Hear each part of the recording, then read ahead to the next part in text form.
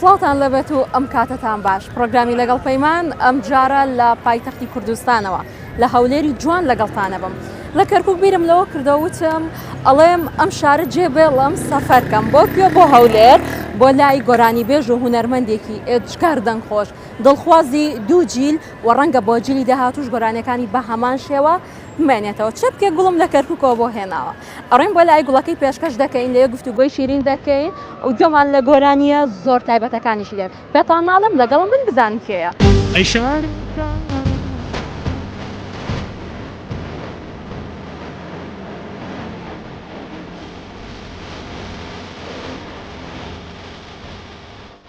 هاتم بۆ لاری ئەو هونەرمەندەی کە دڵخواستی بەشێک لە جیلی من و جیلی پێشتریشەوەکو پێشتر ئاماژەم پێکرد من ئەمڕۆ ئەتوام و مافە بدەم بە خۆم بەر لەوەی پێشکەشکار بم هەوادارێکی ئەوم گوێگرێکی ئەوم ئەویش ژاڵە سنەیی بەشێکی زۆرتان بە گۆرانیەکانی ئەیناسن ژاڵەخەن سڵاوێ لێبێت ئەزیزم بەخێر بێن زۆر پاستەکەم ئەم گوڵەش بۆ تۆیە قوربانی دەست ئەوێ دەکەم زۆر چاوەڕێشە نەکردبین گوڵی ئەمرت گوڵ نەبێت ئەتوان بڵم گوڵ بۆ گوڵ هاتووە ئەزیزم یەک دنیا پرسیار و گفتوگۆم هەیە بچین دابنیشین و پرسیاری هونەری و ژیانی تایبەتی بکەیت فەرموو چاوە خۆش بێت ژاڵەخان زۆر دڵخۆشم کە پرۆگرام لەگەڵ جەناب دەکەم دوای ساڵانێکی زۆر و نەبوونی کلیپ چاوپێکەوتن دەرکەوتن لە سۆشال میدیا ئەمە باسێکی ژیانتم بۆ بکەی ئەو ژیانە پرایڤەتەی خۆت کە دوور بوو لە هەوادارەکان تەنها گۆرانیە کۆنەکانت هەبوو بەردەوام گوێمان لێ ئەگرتەوە سەرەتا ڕێز و سپاسم بۆ بەڕێستان کە لە کەرکووکەوە تەشیفت هێناوە بۆ هەولێر بە خێربی سەر و سەرچاو ڕێز و سڵاوم هەیە بۆ بینەرانی بەڕێزی بەرنامەکەتان و هەروەها بۆ دەستەندەرکاران و خەباتکارانی تەلەڤیزیۆنەکەتان هەر سەرکەوتوو بن زۆر سپاس ڕاستەکەی من ڕاستە ماوەیەکی تقریبەن بێژین دوور و درێژە دابڕاوم لە کاری هۆنەری بەڵام ئەمە بەو واتان نەبووە کە من ئیشی هۆنەری نەکەم ڕاستە لەسەر سوشیال میدیا یا لە تەلەڤیزیۆن یا بە شێوەیە کە بۆ خەڵک دەربکەوم ئەوەم کەم بووە ئەوە زۆر نەبووە بەڵام من لەم ماوە نزیکەی 50 دانە گۆرانیم هەیە گۆرانی تۆمار کردووە بەڵێ زۆر نەکراوە بڵاو نەکراوە لە ئایندە گوێمان لە گۆرانی تازە ئەبێ حتمما سورپرایزی زۆرم پێەیە زۆر با ئێستا باسی نەکەم بەڵام ئەگەر مەجای بۆ هاوڕێکم ئێستا لە دەرەوە باسمەکە وتمەگەر 1 ساڵ مەجال بە من بدرێت لەو 1 ساڵە زۆر کاری جوان و زۆر شکلێکی نایاب کە لەواقع تا ئێستا نەم کردووە بە شێوازێکی تر ئەمەوێ حاضر بکەم ئامادە بکەم بۆ هەواخاکانی دەنگی خۆم و من لێرەوە سپاسی تەک بە تەکیانەکەم ئەوانەیە کە حەزیان لە دەنگی منە هەروەها تۆی بەڕێزیت وەکوتم هەواداری تۆ پێشەوەی پێشکەشکارم گوێگری گۆرانەکانتم ژاڵەخان ماوەی چەند ساڵە تۆ دووریت لە وڵات لە نیشتیمان لەکوێ ئەژیت ژیانکردنە لەوێ چۆن بوو ژیانی کۆمەڵایەتی خۆت چۆنە ڕاستەکەی بەڵێ من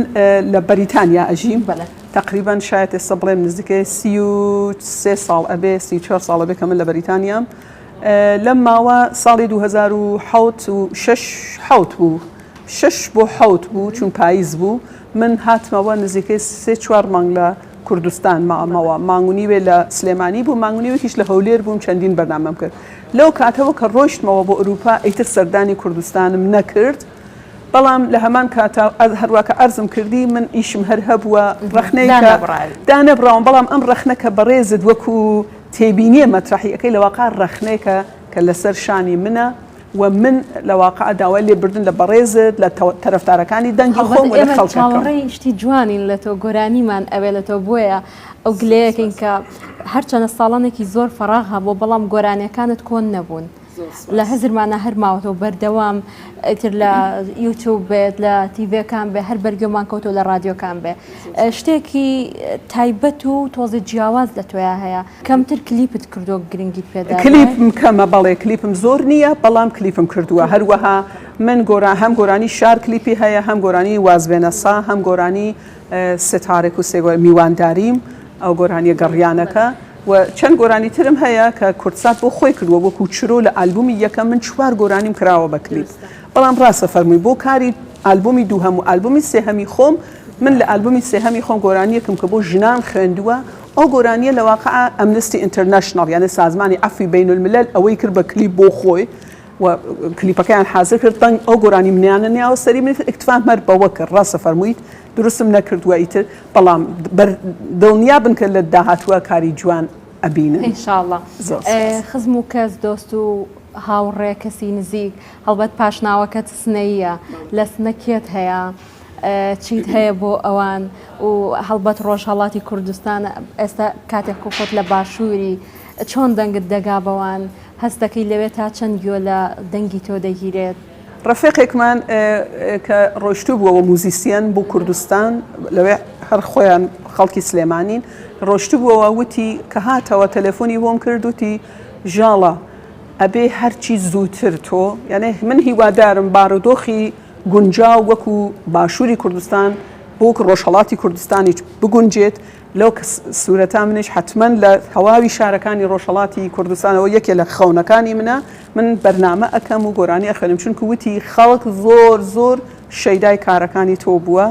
بۆ ئەوان خۆیان لە واقع کەمپۆزەری هەر سیدی یەکەمی من بوون وتی خەڵک هاتووە دەستی منی ماچ کردووە وتیانە چ کارێک زۆر جوانی موسیقایت بۆ ژاڵە کردووە کەوایە من ئەزانم کە قەتعەن ئەگەر هەروواکە ئێوە خۆشتان بێ حتمما کەسکێکیش لە شارەکەی خۆم سنە حتمما ئەوانش حەزەکەن لە دەنگی من و ئەوە ئارەزووی منە کە من ڕۆژێ ئەگەر عمر وەفا بدات و شرایەتێک باش بێتە ئاراوە منیش بڕۆمەوە لە سنە و لە ناو خەڵکەکەی خۆم لەوێ هەرچە من فەرق غەریب ئیحساس بە غەریبی ناکەم باشووریش هەر وڵاتی منە و هەست خاکی منە هەڵماکردین بەڵام هەر پارچە و هەر بەشە و جوانی خۆی هەیە ئەوبەت سنە ئەوترێکە دەستە خوشکی سلێمانیە سنە و سلێمانی هیچ جیاوازیەکیانێ و لە ڕووی لێک چواندنەوە شوێنەکانیان تەنانەت خەڵکەکەشی ئەوەندە شیرینن ینی بە چەند سەعات دانیشن قسەت بۆ بکەن بێزار نابی لەیان زمانێکی زۆر جیاواز و تایبەتان هەیە ژاڵە خان یەکێک لە گۆرانی هەرە تایبەتەکانت ئەڵێم ئەم شارە جێبێڵم سەفەرکەم ئەم گۆرانیت چۆن بۆ هاو چۆن بیرۆکی گۆرانێکە کێ بوو هەڵبەت خۆت بیریت لەوە کردبوو کە کوردستان بەجێ بهێڵیت وتت بە ئەم گۆرانیە ببیادەوە ڕاستەکەی ئەزانی چۆنە من لە هەڵبژاردننی شعر و ملۆدیز بە تایبەت شعر زۆر لای من گرنگە ئەم شعرە شعری مامۆستا جەلالی مەڵەکشایە ئاهەنگسازەکەیی کاری کاک عەلی ئابدیە ئەوان لەواقع بێژین ملۆدیەکەی دروست کردووە بۆ منیان نارد موسیقار ژەنەکەی یا کامپۆزەرەکەیی کاک گۆران کامیلە کە ئەمە لە ئالبومی یەکەمی من بوو ئەم گۆرانیە دەنگدانەوەیکی دیارە زۆر باشی هەبووە کە بەڕاستی من جێ خۆشحاڵیە بووم ئەوە بەڵام شاعر کە شعرێ ئەڵێ ئلزامەن ئەوە نییە خواننده کە ئەو شعرە دووپاتەکاتەوە وەکو گۆرانی بەس بە ژیانی خۆی بێ نا شعرەکە بە جوان ئەبینێ حەزەکە ئەو شعرە بڵێ بەڵام ئیتر ڕێکەوتەکە ئاوا بوو ڕێکەوتەکە وا بوو کەیتە دوای ئەوە من خۆم ڕۆیشتووەم لەوەمان لە کۆپلێک لەو گۆرانە تایبەتە ببێت بەسەر چاو چاوت خۆش بێ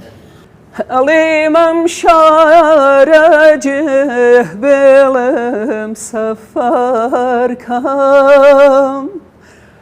بڕۆم و خۆم لە عالەم دەربەدەرکەم بە هاواری دێڵ و بارانی دیدەم لە دەردی خۆم هەموو عالەم خەبەرکەم ئەڵێم ئەم شارە جێبێڵم سەفەرکەم بڕۆم و خۆم لە عالەم دەربەدەرکەم ئەی بژی دەنگ خۆش هەر بمێنی ئینشاءڵڵا بۆ پێشکەشکردنی بەرهەمی زۆر جوانتر بەرهەمی تایبەتتر هەڵبەت من وتم دوو جیلی تۆ و جیلی ئێمە هەڵبەت بۆ جیلی دوای ئێمەش ئەم گۆرانی هەر ئەمێنێتەوە ئەوەندە تایبەتە هەنە کات کە لە خۆتەوە بێتاقەتەبی ئەڵەی بڕۆم ئەم شارە جێبێڵم ئیتر لە فڕ حەزەکەی ئەو گۆرانیە بڵێ پۆستی بکەی ئەو گۆرانی بخەیتە سەرەسەکەی دڵنەواییەکە بۆ خۆت باوەڕم پێ بکە پێمان خان هەدەفی من یا بێژین کاری من ئەوە نەبووە کە من ئەم گۆرانیە بۆ مەبەستە دروستم کردوێ کە خەڵک کوردستان جێبێڵێ بەڵکو بەڵعکس ئەمە بۆ نامەتیەکانی هەموو شارەکانێکە کە بەدەستی سیستمی کاپیتالیستی ئەچارخێ و من خۆم تا وەختی لە ڕۆژاوان نەبووم نەمەزانی بەڕاستی ئەو نامەتیانە کە لەوێ هەیە ئەتانم بڵێم نیوەیکی حتا لێرە نییە بەڵام ئەم گۆرانیە من بۆ هەدفە نەوت کە کۆچ بکرێت چون هەردەم مخالفی کۆچ بووم بۆچی چون کوردستان کە چۆڵ بکرێت نەیاران و دژمنان کە جێگەی دەگرنەوە پس بۆ ئەوە کە کوردستان وەکو فلستینی پێنێت داگیر نەبێ بە وەسیلێ نەیاران من هیچ وەخت ئەوە پێشنەهاد ناکەم بە خەڵکە مەبەست من لەو شعر و لەو گۆرانیە ئەوەسە کە شاری کوردستان هیچ شارێکی جێبکێشێت بالعکس ئەبێ ئاوادان بکرێتەوە ئەبێ وەکو ئوروپای پێ بکەن کەیتر ئوروپا نەوێتە ئەو خەونە بوو گەنجەکانمان کە ئەوان ئێرە بەجێ بێڵن و بڕۆنە ئەوێ بەڵکو بالعکس لەوێ و خەڵک بێتە ئێرە کاتە بۆ ئەوەی ئەو گۆرانیە بۆ ئاقاریان نەڕوا بە گۆرانیە بڵێ باسی هاتنەوە بکە ئەگەڕێمەوەی ئەگەڕێمەوە ئەوانێ بۆ شارەکە ژیانی غەریبیت زۆر چەشتووە ئەگەر کەسێک گەنجێک دڵی گەرمە ئەوێ بڕوا شار و وڵات جێبێڵێ تۆ چی پێ ئەڵێ چۆن باسی ئەو نەهامەتیانی بۆ ئەەکەی کە ئەم وڵاتە زۆر با بڵین خاکێکی زێڕینی هەیە بەجێ نەهێڵێت ئەزانی چۆنە من ناڵێم لەم وڵاتە گرفت نییە چون ئەوە نابێ ئەو کڵاوە بنینە سەر خۆمان بڵێن خب من چووگم نەفەسم لە جێکی گەرمەوە دەرتێ خۆم لە وڵاتی ئوروپا و لە ژیانێکی ڕاحەت سەرە بەم بە خەڵکێژم نا ئێوە دانیشن نا من ئەڵێم ئەبێ ئێرە بسازین ئەوڵ وەزیفەی ئێمەیە کە کوردستان ئاوادان بکەینەوە و کاری بکەین کە کوردستان لە واقعە ئەو شتە وتم ئەرزم کردی کە لە ئوروپا هەیە لێرێش ببێت بەڵام ژیان لەوێ ئەوونەچە ئاسان نییە ئەوان من پێشتریش باسم کردو لە بەرنامەگەلترا لە واقعە شتێ هەیە پێژن فەراری مەغزها یعنی ئەو کەسانەوە بە ئسکیڵن بە مەهارەتن وڵاتانی ڕۆژاوایی بە زیرەکی ئەوانە ئەکێشنە سەرنج ئەوانە ڕ ئەکێشن بۆ وڵاتی خۆیان وەکو دانیشتووە مەسەڵەن چی پێڵێن قوتابیە زیرەکەکان ئەو قوتابیە زیرەکانە ئەکێشن ئەوێ کەڵکی لەوە با ئێمە خۆمان لەو قوتابیە زیرەکانەمان لێرە کەڵک وەربگرین لەباری تەکنۆلۆژی لەباری علمی و زانست هێز بێ دەستی کار بێ ئەوەی کە باڵین گەنجێکی خۆمان لێرە ئامادە نییە بیکات کارێکی ئاسایی ئامادەیە بچێت لە وڵاتێکی دیکە لە خستی سیارە کار بکات مشتەمەلات پاک بکاتەوە ڕستۆرانت ئیش بکە یعنی دقیقەن یعنی ئەوێج زۆر ئەو بۆ شایە لێرە دروست بوو هەڵبەت بۆیە بەشێکی زۆری کارمەندی بیانیەتە ئێرەوە کارەکات کەرکووکت بینیوە هاتوویتە کەرکووک نەبەداخەوە هێشتا کەرکووکم زیارەت نەکردکە کەرکووک دڵی هەموو کوردستانە بەشێکی عەزیم لە کوردستانە کە هەردەم چاوی دوژمن بەخاتر غەنائم و نەوت و مەنابعێکە لەوێ چاویان لەسەریە و چاویان بەرایی ناکە کوردستان وەکو وڵاتی کوردستان کەرکووک ببوورە وەکو وڵاتی کوردستان ببینن و کەرکووک زامێکە کە لە دڵی هەمومانە ئەوە افتخارێکە بۆ من کە ڕۆژێ بێم و سەردانی بکەم لە نزیک هەر کاتێ هاتیتە کەرکووک هەڵبەت کەرکووک شارێکە لانکەی هەموو چین و توێژ و کەسایەتیەکە چیت هەیە گۆرانیەک بۆ تایبەت بۆ کەرکووک کەرکووکی من ئەتوانم لێرە بۆ خود کەرکووک گۆرانیەک لە مامۆستا عەلی مەردان تکرار بکەمەوە ئەڵەتە ئەو مامۆستایەک بوو و چون خەڵکی خود کەرکووک بوو حەزەکەم ئەو گۆرانی ئەوە لێرە یەک بەیتی لێ تکرار بکەمەوە بە یادی علی مەردان مامۆستا علی مەردان وە پێشکەش بێ بە خەڵکی بەڕێزی بۆنە زۆر جوانەبێ کۆپلەیەکی گۆرانی هونەرمەندی گەورە علی مەردان بە بەنگە خۆشەکەی خاتوش چەند جارم وەت قایەسەمە خۆم ژەهریش بەیەهدەست تو بی خۆم چەند خۆشەویستیری تۆ لەلام ئەی نازەنین شیرین کەلام با قصه خوش بم کسر خوش بم هنه جوش چند جارم وقت بژی دەنگ خۆش زۆر زۆر جوانە ئەدا کرد زۆر جوانەوەتەوە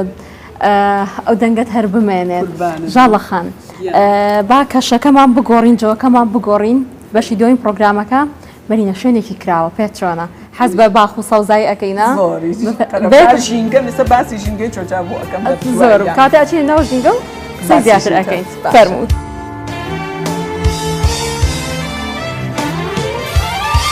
ئەڵێمەم شارە جێبێڵم سەفەرکە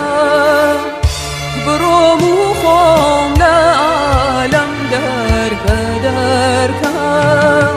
ئەڵێمەم شارە جێبێڵم سەفەرکە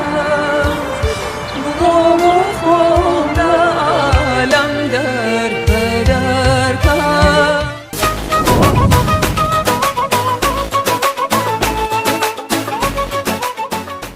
ئەزیزان خۆشەویستانەکو پێشتر ئاماژەمان پێکرد لەگەڵ ژاڵەخان بانەچین ناو سروشت هەڵبەت لێرەوە پارتی دوایین پرۆگرامەکە دەست پێەکەینەوە یاسێکی باشی ناو سروشتەشمان کرد.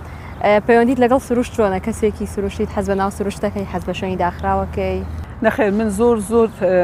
هەواخوایش سروشتم بۆچی لەم دوایانەدا چەندین کارم وەکو سێ گۆرانی من لەواقع بۆ سروشت و بۆ ژینگە خوێندووە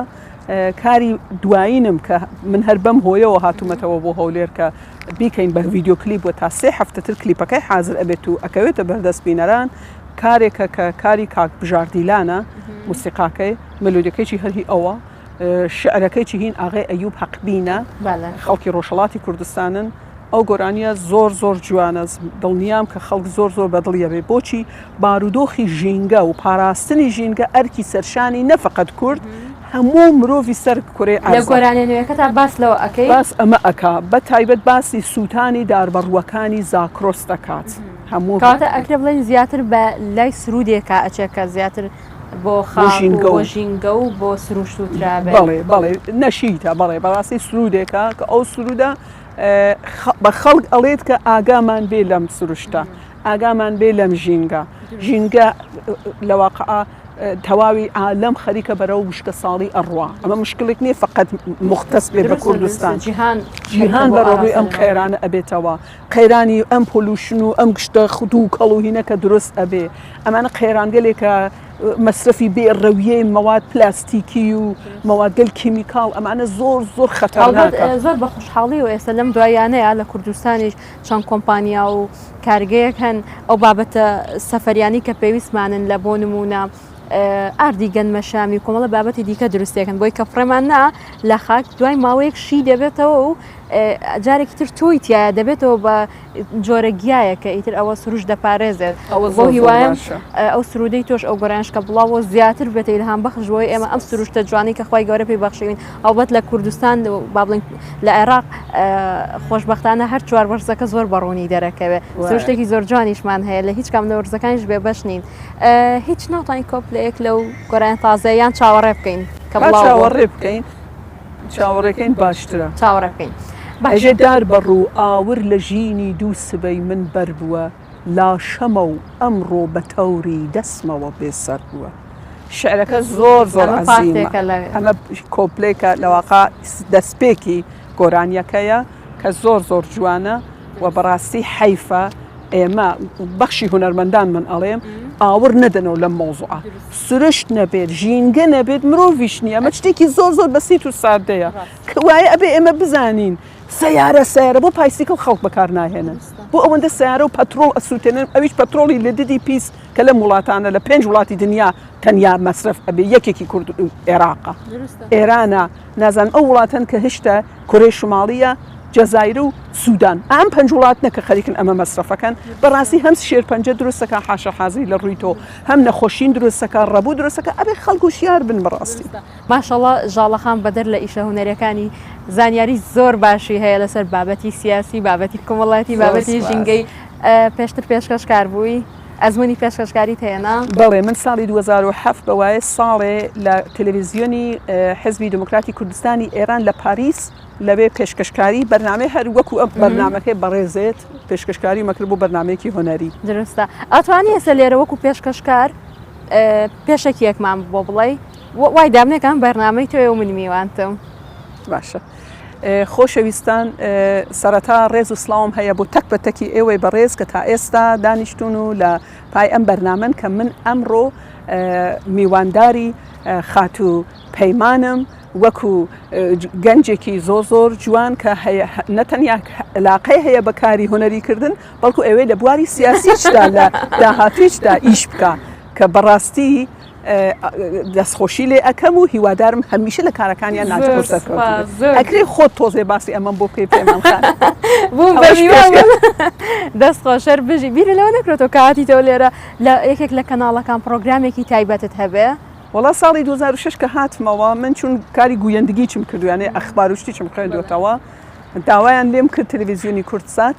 ئەو کاک ڕاستان دختار وتی زۆر باش ئەخێنیتەوە ئەخبار و ئەو شتانە تخوا هاوکاری دەنگت نەکرد بۆ گۆرانی بۆ قسەکردنیش زۆر تایبەتە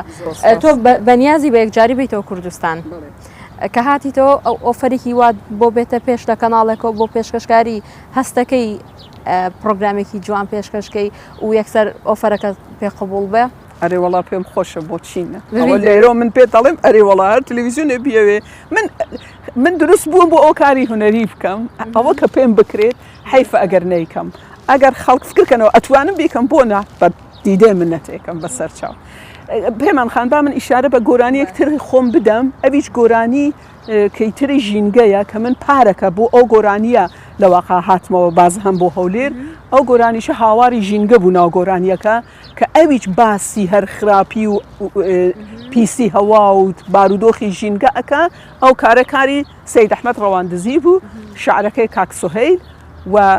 ئەو گۆرانیشە گۆرانێکی زۆر جوان بوو کە من هەتا کلیپێک زۆر جوان بە وسیلەی کاک سیروان کەریمی لە ڕۆژهەڵاتی کوردستانیش بۆ ئەو گۆرانی دروستکرا دەست خۆش کارێکی زۆر باشەکەی زۆر گرنگی بە ژینگادەی باگەمان لێ گۆرانی تریش بێت ئەنجا هەنێ پرسیاری تریش ماوە ئەم گۆرانیە چون خۆت لە پێشەوە بین و تۆ گۆرانی ئەگەر بکرێت لە مەزهەر خالقی بڵێ منیش گۆرانیەکم پێشتر وتم با ئیسە کە تۆ حەزەکەی گۆرانیەکەم حازر کردووە یەک کۆپلێ پێشکەشتانەکەم هیوادارم بەڵپان دڵنیان بە تۆمانە ئەیا بینەی دڵبەری زارایەت گوڵێ زۆلفت زەهری با هەناسەم نەتێگەرێ ڕووی خۆت بێنە بەم لاوە ڕووی خۆت بێنە بەم لاوە بەس عمری من بەهبادە قوربان رود بێنە زۆلفت لەدە دڵ بۆیە نەموڕەدە بەم شەوە ڕۆژگیرەوە بەم شەوە ڕۆژگیرەوە دەنگ خۆش هەر بژیت هەر بمێنی ئینشاءڵڵا ژاڵەخەن بیرت لەوە کردوتەوە کۆنسێرتێک بکەی و ئەگەر بەڵێ لەکوێ یان تاوی شارەکانی کوردستان معلومە من هەروە کە لە پێشترش عەرزم کردە خزمەتان کوردستان هەموو وڵاتی منە و هیچ من ناوچەگەراییش ناکەم ناڵێ من خەڵکی سنەم و ئەبێ حتۆ هونەرمەند بۆ ئیتر مڵکی گشتی هەر تاکێکی کە لە هەر پارچێک لە هەر شارێک گوێت لێ بگرێ من لێرەوە لە تەلەڤیزیۆنەکەی ئێوە و لە بەرنامە جوانەکەی بەڕێستانەوە ئەڵێم کە لە هەر شارێ بێ حازرم و ئامادەم بە تایبەت لە کەرکووکی خۆشەویست زۆر پێم خۆشە کە بە هاوکاری کاکچالات ئەگەر بکرێت من ئامادەم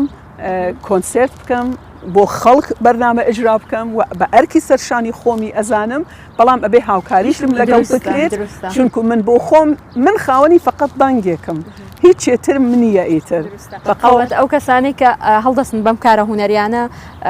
خاوەنی پرۆداکشنن منجە پرۆداکشنن کاری کۆنسەر دەکەن ژاڵەخان لە ئایندێکی نزیکا گەڕێتەوە کوردستان بە یەکجاری و هەمومان تامەزروی ئەم دەنگەی کە ساڵانێکی زۆر دوور بووە هەڵبەت نەک لە شارە پێویستە لە تەواوی شارەکان زنجیرە کۆنسەرتێک ئەنجام بدەیت ئێمەش چاوەڕێین هیچ ئەکتیڤیتیەکت هەیە لە سۆشیال میدیا ئیتر لەم دوایانەوە دووبارە بابەتەکان لە پۆست بکەیتەوە؟ من بەڵێ سوشیال میدیایش زۆر ئەکتیڤ نەبووم با لێرە بە سراحەت بڵێم بەڵام لە ئێستاوە ئەمەوێ ئەوەش چالاک بکەمەوە و دەستیچمان پێ کردووە. ئەیتر لە هەر پلتفۆرمێکا بێت لەم دوایانە سرچ بکەن بۆ ژاڵستنەی هەڵبەت ئەوێ ئەکتیو بوو بێتیتەوە گۆرانی نوێ هەر گۆرانی ئەزایەسە تۆ هونەرمەندی خەڵک حەزەکە ژیانی ڕۆژانەشە ببینێ بەتایبەتی سناپچات کە ستۆریە ژیانی ڕۆژانێ لێوێ پۆست دەکرێت ئەزان ژاڵستنەی لەکوێیە هاتۆتەوە ڕۆشتۆتەوە نادروستە من وردە وردە بەرنامەکەم بەرەو کۆتایی ئەچێت زۆر زۆر دڵخۆشم کە ئەم چەند کاتژمێرە لەگەڵ تۆیا بووم چ کاتی ڕیکۆرد چ دەرەوەی ڕیکۆرد خاتونێکە تا بڵێ شیرین هەرچەند گۆرانەکانی جوان خۆی دە ئەوەندەی گۆرانەکانی جوانە گەڕ ڕوبەڕوو لە نزیکەوە ببینن ئەمە هیچ مجاملەیەکی تیان نیە کۆنتاکت لەگەڵ هیچ گۆرانی بێژێک بەستووە لەم دوایە هاتوویتەوە یان پەیوەندیت لەگەڵ هونەرمەندەکانی وەڵا ڕاست و پاکەکەی با من سادقم لەگەڵتان من بەهۆی کاری شخصی خۆمەوە ئەمە 2 ساڵە بەردەوام سەردانی هەولێرەکەم لە کەناری چاڵبەتە من نایژم 2 کلیپیچم دروست کردووە 2 گۆرانی جوانیشم دروست کردووە بەڵام هێشتا نا ئەوەندە چالاک نیم بۆ ئەوە کە هەوڵ بدەم پارەکە بە وسیلەی کاک هاوڕێ بەڕێز کە زۆر یارمەتی منیدا من لەسەر فەیسبوک لەگەڵی ئاشنا بووم چوین بۆ وەزارەتی ڕۆشنبیری لەگەڵ کاک فەرانگ قەوڵی کۆنسرت و ئەو شتانەش درا بەڵام فقط قەوڵ بوو بەداخەوە هیچ نەکرا هیوادارم لە داهاتووە کاری بکرێت و بەسەر ئەو چاو ئەوەی بە من بکرێ من درێخ ناکەم ئینشاءالله هەر بژی و تەمەند درێژوی بمێنی بۆمان ئەگەر قسەی کۆتاییت هەبێ بتەوە لێرە و پامێک بە کەسێک بگەێنیت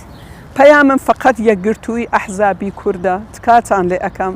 بە ئێمە یەکچت بزانین عەرەب و فارس و تورک یان ئێمە بەسم وڵاتەکانیانە ئەوانە دۆستی ئێمەنین ئەوانە دوژمنی گەلی کوردن هیچیان دۆستی کورد نین و هیچ بەشێکمان فکر نەکەینەوە کە